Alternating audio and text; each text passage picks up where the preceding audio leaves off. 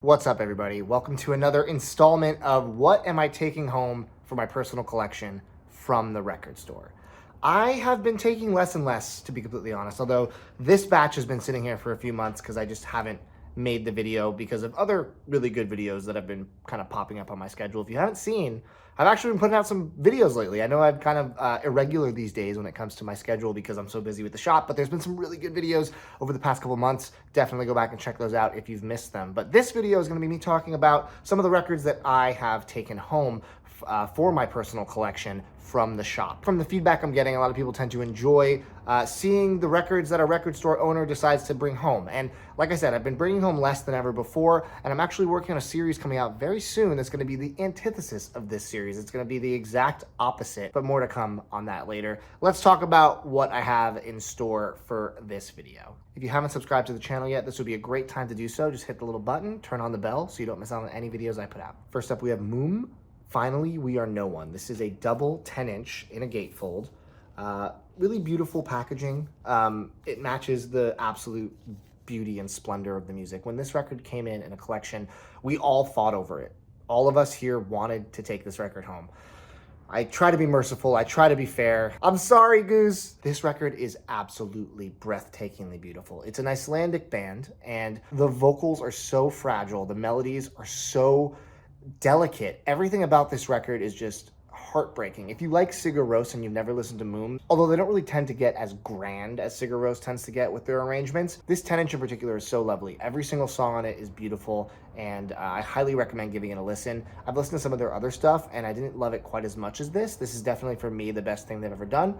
Also a great entry point into the band if you're curious to hear more. Man, those Icelandic people really know how to make music. This was a band I was unfamiliar with, Casey, How to Disappear. So I guess Casey started as more of like a metalcore band, and they've progressed into this kind of post-hardcore, dream pop, shoegaze hybrid. I thought the vocals on this record were absolutely stunning and definitely leaned more into the emo side of things and the metal side of things for sure. I think they've become chameleons throughout their career, and every record seems to probably have a different sonic soundscape to it. This record in particular, I really loved front to back, and I don't really know anything else, and I'm excited to keep diving into their catalog, but definitely can recommend this one. This is the self-titled record by Sweetback. So I had never heard of Sweetback, and I did some research after listening and being like, this is funky, this is down-tempo, this is really chilled out and great to listen to. This is Sade's backing band. So it's basically a Sade record minus Sade, which I guess is sacrilege because Sade's voice makes her records so magical. But the band has a huge part of that too. Even though I wish Sade sung on this record, it would make it just phenomenal.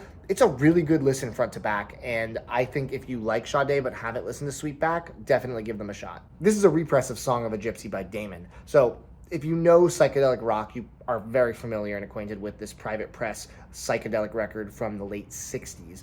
The original press, extremely hard to find, has like a leather-like jacket. It's pretty legendary in vinyl collector circles. If you go on the Discogs listing for it, you'll see that the prices go for thousands and thousands of dollars, which is crazy.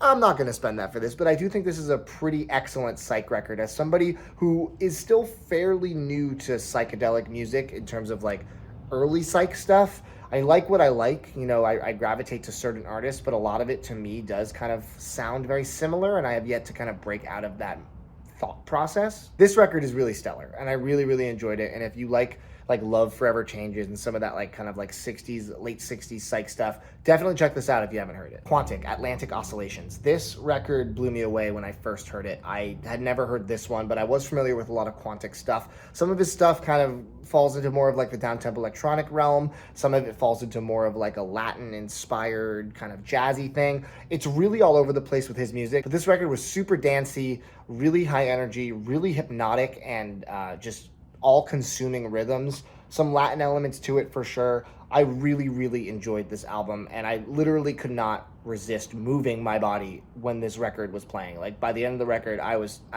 just up and dancing. It's just that good. I listened to this next one, even though I thought it would be probably out of my wheelhouse, maybe a little too heavy for me. I was wrong. I listened specifically because of the lenticular cover. It's so cool. Oh yeah, you can see it on video. Yeah, it's coming out. So cool. This is Code Orange underneath, and this is kind of like a post-hardcore band with heavy industrial elements. If you're a fan of Nine Inch Nails, I feel like you would find a lot to love and enjoy about this record. I had this on in the store, and there were like 6 people in the store, all different walks of life, and everybody was really digging it. Everybody was into it. And accessibility like that says a lot on a genre that's usually a little more heavy than not. So I really did enjoy this record. I had to add to my collection, especially because of that incredible, incredible jacket.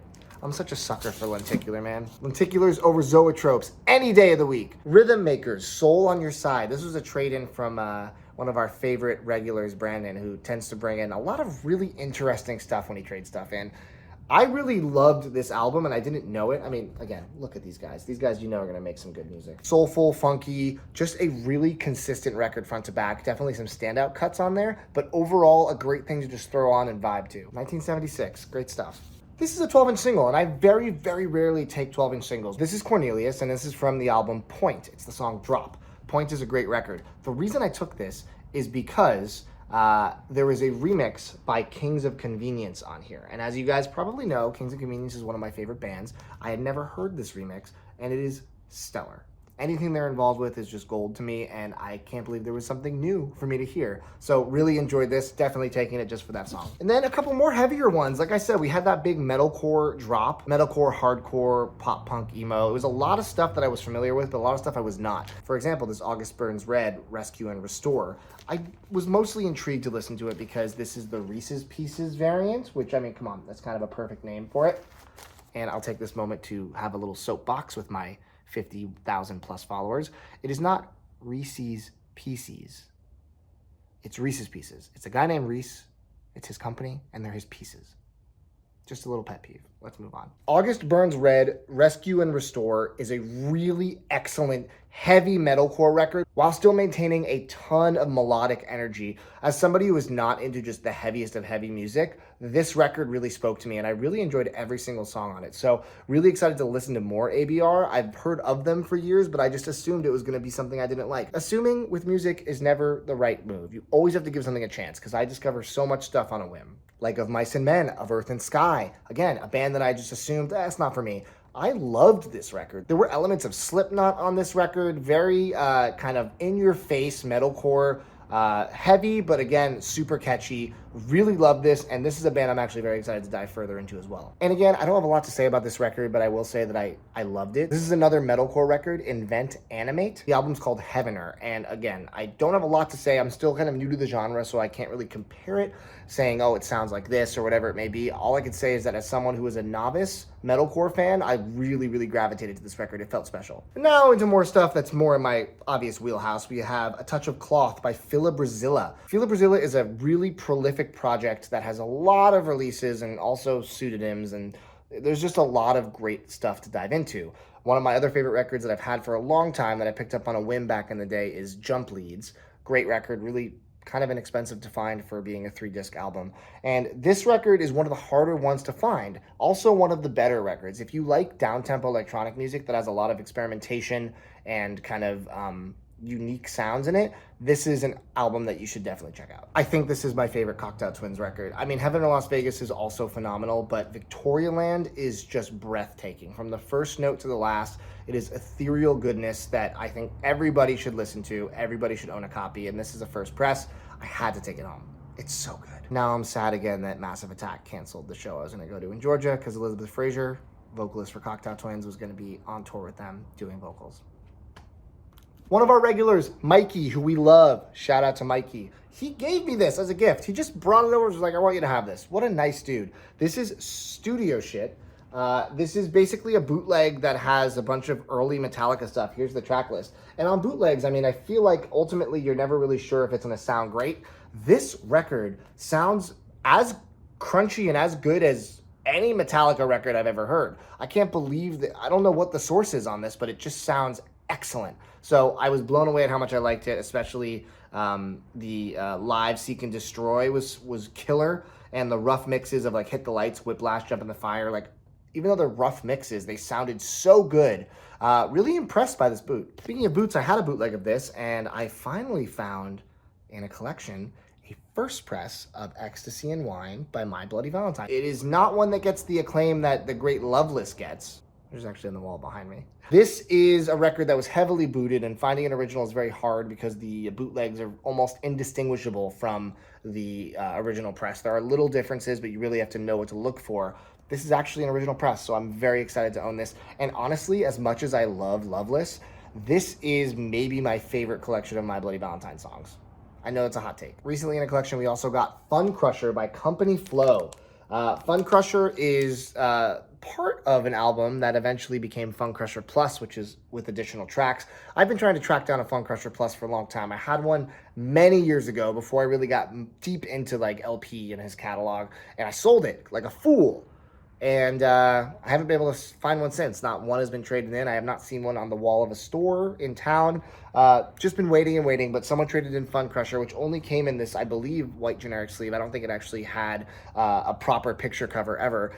This is going to be a placeholder until I find the full version, Fun Crusher Plus, with all the songs. Marty Friedman, you may know him as one of the main guitarists from the span of Megadeth's incredible career. Amazing guitarist. The man solos like no other. Just a genuine gem of metal guitarists from the 80s. This is one of his solo records, Dragon's Kiss. It's exactly what you would expect. It's Marty Friedman crushing it on guitar. It is a great listen, and I was really stoked to find this. And this is a double picture disc, Death on the Road. This is a live Iron Maiden set. And these picture discs sound excellent. This was a first press. So the original press was picture discs, but genuinely, this track listing is my dream Maiden show. Like, if I were to see this show, I would be truly elated, but this is the closest I can come. I mean, just like Wildest Dreams to open, which is great. Wrathchild, my favorite. So, okay, let me just get back to this. Wrathchild into Can I Play With Madness as the second and third tracks. Those are my two favorite Iron Maiden songs. Back to back would have been crazy. Just saw Can I Play With Madness live when I saw them a couple weeks ago, which was great. But back in this era would have been even better. The Trooper, Brave New World, Hallowed Be Thy Name, Fear of the Dark, Iron Maiden, Number of the Beast, Run to the Hills. Like, there's so many bangers on here. The set list is amazing. So the closest I'll come to living this concert is owning this record. This next one I wish was an official, but it is not. It is Low, I Could Live in Hope. It is a recent bootleg that came through the shop. And I gotta say, this sounds pretty fantastic. For a really intimate slowcore record such as this, you would not want a noisy pressing. And I will say this. You know, for a bootleg, this thing sounds excellent, and it's certainly better than spending hundreds of dollars on an original, of which I will also say, controversially, is kind of a bootleg too. It's from Plain Recordings, which is a label that's notorious from just taking music without the artist's permission and pressing records. Most Plain Recordings records are considered to be official, unofficial bootlegs. So there isn't really a version of this record that exists where you could support the band, which is a huge bummer. Hopefully they'll rectify that. If they ever do get a pressing of this, I know there's some kind of rights issue with the first 3 Low albums. If they ever can get it done, I will certainly support the band and buy it. But for now, this sounds pretty great. And this record's beautiful. Rest in peace to Mimi Parker. Another ethereal, beautiful record. A first press of Julie Cruz's Floating into the Night. I was so excited to see this one come through. Just beautiful album. If you don't know, Julie Cruz was most famous for her work with the Twin Peaks soundtrack, but also has a bunch of really beautiful, just insane vocals over floaty, dreamy melodies. Like, this record is just stunning. The same way that Victoria Land is stunning, possibly a little more experimental than that, but really, really good record. There is a repress that exists, but I believe the original is supposed to sound better, so I'm really excited to have an OG. This is a band called Alien, and this is Cosmic Fantasy. Just another great 80s metal gem that I discovered through our recent 80s metal drop. I had never heard of these guys. This is the only album they ever put out, and I loved it. Goose loved it too. We were both listening to this and we were like, this is unbelievably catchy and good front to back. There's one ballad.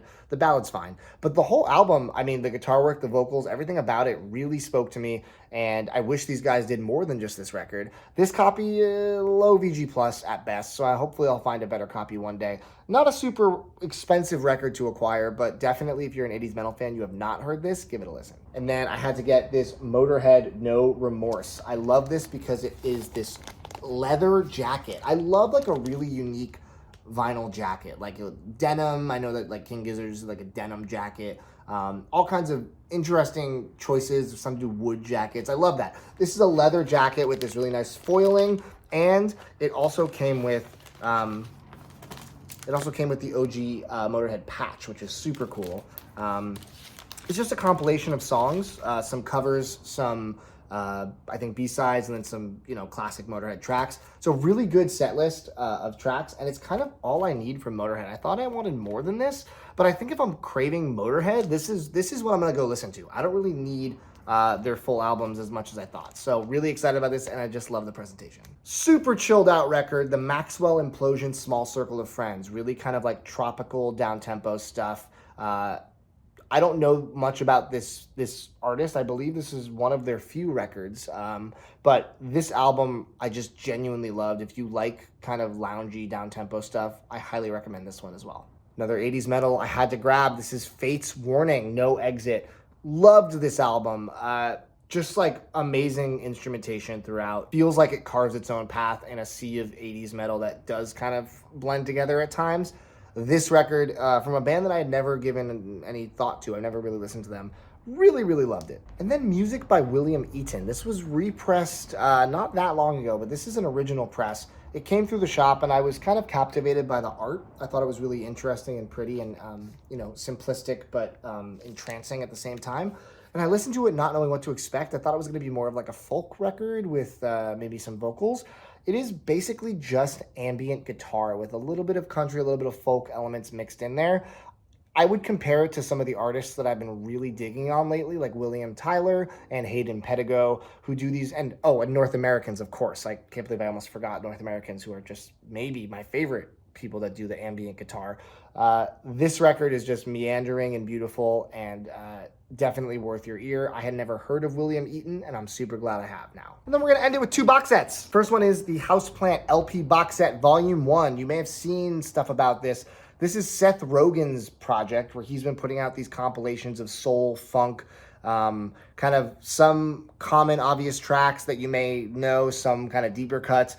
And I genuinely loved this whole Volume 1. Every single song on here rocked.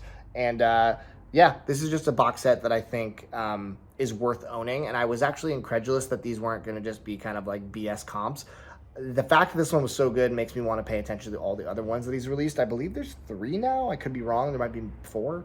But yeah, Seth Rogen, good job. And then finally, Tom Petty and the Heartbreakers, the best of everything. Now, I've always been a super casual Tom Petty fan. I feel like, obviously, like the big singles I love, Last Dance for Mary Jane is one of my top Tom Petty songs, and I think my favorite is Wildflowers. I mean, that whole album is magical, and I own that album. But that's the only Tom Petty album I owned, and I was like, you know what? I don't know if I need more Tom Petty. I'm just kind of too casual of a fan. And then this box set came in, and I listened to all 4 discs of this, and I forgot how many Tom Petty songs I loved. It was one of those moments where I was like, wow, I think I've been underrating Tom Petty in my head. Not that I ever disliked him, but I just didn't realize how many bangers the dude had. I mean, it was genuinely like baffling as I listened through this. So I said to myself, this is what I need. I don't need the albums. Like, I'm not a diehard. I don't want the deep, deep cuts. I'm fine with this curated list of songs. This is all the Tom Petty I'll need, and then Wildflowers as well. Although I will say the Eddie Vedder cover of Wildflowers is still better to me.